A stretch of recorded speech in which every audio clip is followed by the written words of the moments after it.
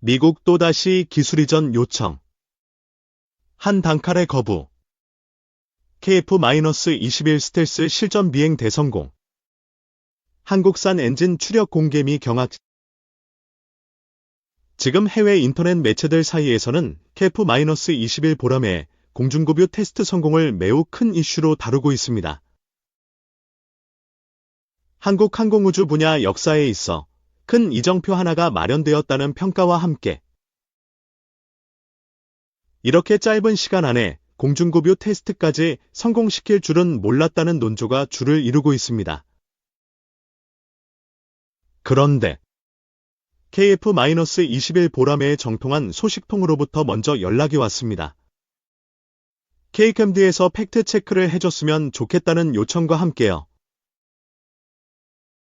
이야기인즉슨 일부 외신들과 군사 전문가들 사이에서 보여주기 식으로 공중급유 신용만 했을 뿐 실제로 연료 주입은 되지 않았을지도 모른다는 의심이 그치지 않고 있다는 것이었습니다. 이런 종류의 의심은 사실 여부야 어찌되었든 조회수 올리기에 여념이 없는 일부 언론 매체들에게 좋은 먹잇감이 될 우려가 있다는 생각이 들었습니다. 마침 전문가께서 먼저 연락을 주셨으니 도움을 받아 팩트를 체크해보기로 하겠습니다. 전투기 공중급유는 매우 어려운 난이도를 지닌 기능으로 분류됩니다. 두 기체 사이의 간격이 좁아 충돌의 위험이 있을 뿐만 아니라 공중급유기 후방에서 발생하는 난기류 때문에 급유장치의 연결 및 분리 과정에 문제가 생길 우려도 있습니다. 그런데 난생 처음 자체 기술로 전투기를 개발하고 있는 대한민국이 이렇게 어려운 난이도를 지닌 공중급유를 너무나도 빠른 시간 안에 성공했다는 사실을 믿기 어려워하는 사람들이 많은 것 같습니다. 미국의 유명 군사전문지 오어존 기사에서도 실제 연료가 전달됐는지 여부에 대해 대한민국 국방부의 입장은 모호하지만 공중급유처럼 난이도 높은 이런 종류의 테스트를 처음 실시한 나라가 이렇게 빠른 속도로 성공하는 사례는 정말 보기 드물다고 서술하고 있습니다. 오어존도 실제 연료가 전달되었는지 여부에 대해 확신하기 어렵다는 태도를 취하고 있다는 뜻이죠. 그래서 KF-21 보람회에 정통한 소식통에게 다시 질문해 보았습니다. 그럼 어떤 점을 근거로 이번 공중급유 테스트에서 실제로 연료가 급유되었다고 생각하느냐? 고 말입니다. 전문가는 대한민국 공군이 배포한 영상의 마지막을 자세히 보면 알 수 있다고 답변했는데요. 영상을 배포한 이가 절묘하게 편집을 했다고 칭찬하고 있었습니다. 그런데 공군이 배포한 KF-21 보람회 공중급유 영상을 아무리 눈에 힘을 주고 봐도 실제 연료가 급유되었다는 증거를 찾을 수가 없었습니다. 어쩔 수 없이 전문가에게 다시 질문해서 구체적으로 설명해 달라고 요청할 수밖에 없었습니다. 설명을 듣고 영상 마지막 부분을 다시 보니 그제서야 제 눈에도 증거가 보였습니다. 혹시 KCMD 시청자 여러분들께서는 벌써 답을 찾으셨나요? 그렇습니다. 영상 마지막 부분 급유기의 이 KF-21 등 쪽 급유기에서 떨어질 때 액체가 뿜어지며 색깔이 변하는 모습을 찾아볼 수 있습니다. 좀 더 쉽게 보실 수 있도록 화면의 속도를 느리게 하고 해당 부분을 확대해 봤는데요. 노란색 원으로 된 부분 중심부를 보시면 뿜어지는 액체로 색깔이 변하는 모습을 확인할 수 있습니다. 확실하게 연료가 급유되고 있었던 것이죠. 이 영상을 통해 KF-21 보람회 공중급유 과정에서 실제 연료가 전달되었는지 여부에 대한 논란은 종지부를 찍을 수 있을 것 같습니다. KF-21 보람회 공중급유 성공을 다룬 오어존의 기사는 한국항공우주산업 T-F-50이 도입될지도 모른다는 소식을 다룬 항공만능론제프 기사를 번역한 뒤 다시 정식으로 다뤄보도록 하겠습니다. 찬성과 반대를 두고 치열한 공방을 펼치고 있는 일본 밀리터리 매니아들의 모습을 생생하게 엿볼 수 있는 기사입니다. 2. 단독 해병대 국산 상륙 공격헬기 막 9월 말 시제기 생산 12월 첫 비행한다. 정충신의 밀리터리 카페 한국항공우주산업 KI 이 제작 중인 국산 해병대 상륙 공격 헬기 마치 머린 어택 히어로카프터 시제기 9월 말 완성돼 오는 12월 첫 비행을 실시할 예정이다. 21군 당국에 따르면 상륙 공격 헬기 마일시 제1-3호기 제작 후 10월부터 지상 테스트부터 시작해 12월 첫 시험 비행을 시작할 예정이다. 이후 내년부터 본격 개발 단계에 진입해 2026년 하반기 체계 개발 종료 후 전력화를 통해 24대 1개 비행대대 구축을 목표로 하고 있다. 해병대 항공단은 수리온 기반 국산 상륙 기동헬기 머즈-한마리논에서 파생된 국산 상륙 공격헬기 마시를 도입하게 된다. 국산 소형 무장헬기 날씨의 무장 기술을 접목한 형상으로 합참 및 군에서 요구하는 기동성, 활력 및 생존성 등 제반 요구 성능을 충족하도록 설계됐다. 마치는 해병대 마리논 상륙 기동헬기 머즈-1 가 적지를 강습할 때 엄호를 맡게 되며 지상부대의 요청이 오면 화력 지원을 맡는 임무를 수행하게 된다. 지난 2022년 4월 차기 상륙 공격 헬기를 국산 마리논 무장형으로 결정하면서 KI가 개발과 생산을 맡게 됐다. 체계 개발 사업에는 2026년까지 약 4,500억 원이 투입될 예정이다. 방위사업청은 상륙 공격 헬기 사업을 통해 상륙군의 항공화력 지원 능력을 보강하는 것은 물론 서북 5도 지역에서의 적 기습에 대비할 수 있는 능력이 강화될 것으로 기대하고 있다. 경남 사천시 K회전 익동 17,851평방미터 약 5,400평로 축구장 2.5배 크기인 건물 내부 중앙에 위치한 해병대 매일시 제1회기 제작이 막바지 단계에 이르렀다. 마일시 시제기는 육군의 한국형 기동헬기 헤어즈-1인 수리온의 파생 모델로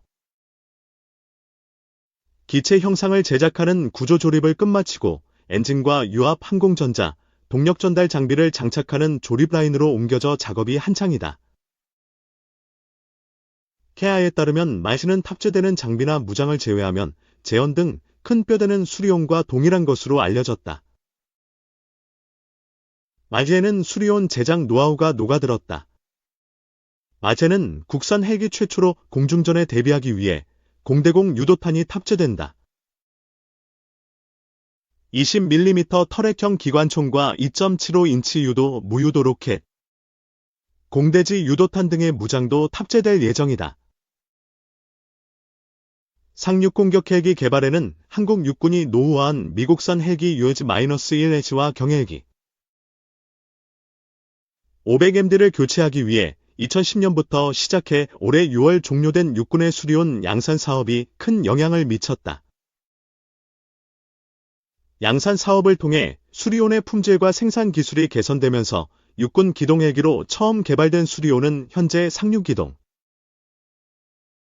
의무수송, 경찰, 해경, 소방, 산림 등 10여 개 파생형으로 진화했다.